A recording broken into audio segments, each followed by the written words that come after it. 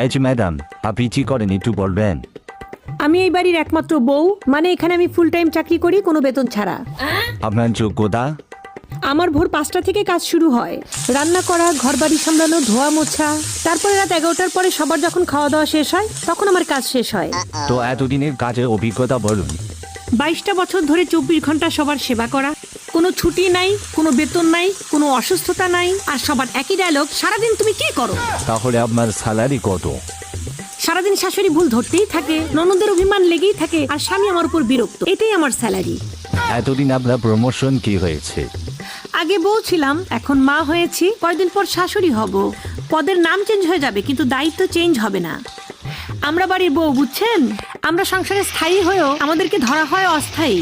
আচ্ছা, এসব সিরিয়াস আলাপ বাদ, এখন বলুন আপনার শখ কি? শখ ঘোরাঘুরি করা। ও আচ্ছা, তাহলে এ পর্যন্ত কোথায় কোথায় ঘোরাঘুরি